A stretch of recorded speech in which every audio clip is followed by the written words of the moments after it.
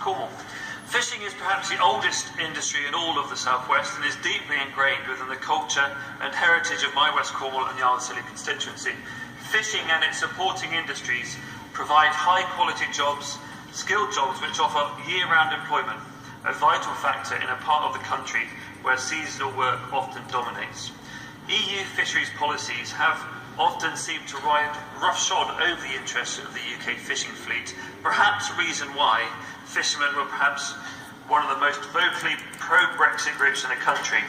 I am sure colleagues would agree, therefore, that leaving the EU presents a real opportunity for the government to right some historic wrongs and build a sustainable and prosperous future for the UK fishing industry. I think that we can also agree, and as has been said this afternoon, that this will not be without its challenges.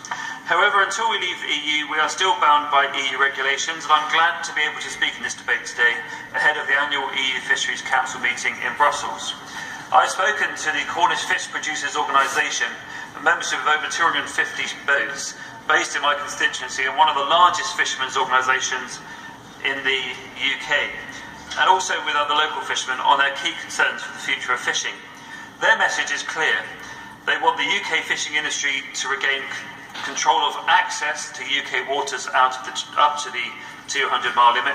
Fishermen want to be able to make use of funding opportunities and have a regulatory regime determined by the UK government, not the EU, which permits UK vessels to secure a greater share of total allowable catch. With regard to the Commission's proposal on Celtic sea cod, haddock and whiting, I have heard serious concerns about the impact of these proposals on all parts of the fleet in the southwest.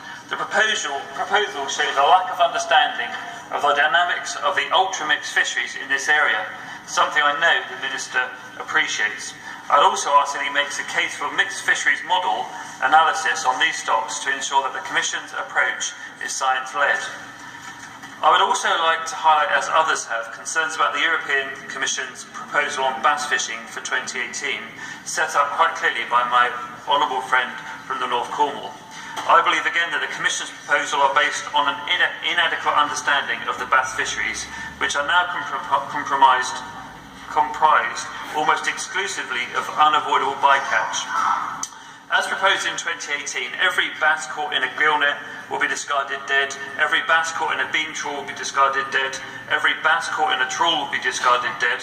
The key to good fisheries management is to control total fishing mortality, and this fundamental principle seems to have escaped the Commission.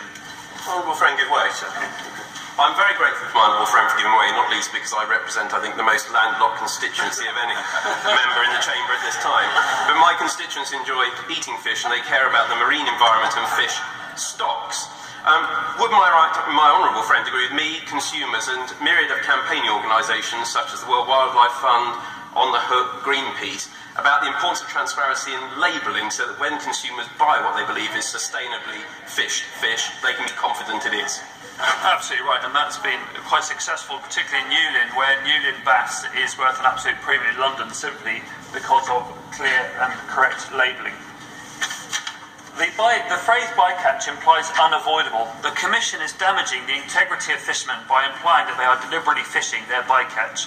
At the same time, high domestic and continental demand makes sea bass a valuable species, and so chucking already dead bycatch back seems senseless. I would ask that more time is given to the results of measures that have already been introduced over recent years, which has led to a 70% reduction in landings from the commercial fleet.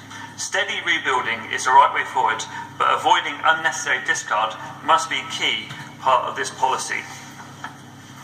I mentioned earlier that I was grateful to have the Minister and Secretary of State on a visit to Newlyn Harbour.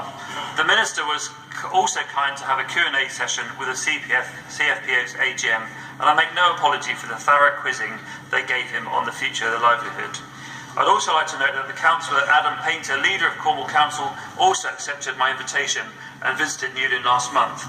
I mention these visits because the team at Newlyn Harbour have developed plans for much needed investment that would see the harbour offering a greater range of services and delivering the infrastructure needed to service a vibrant fishing fleet.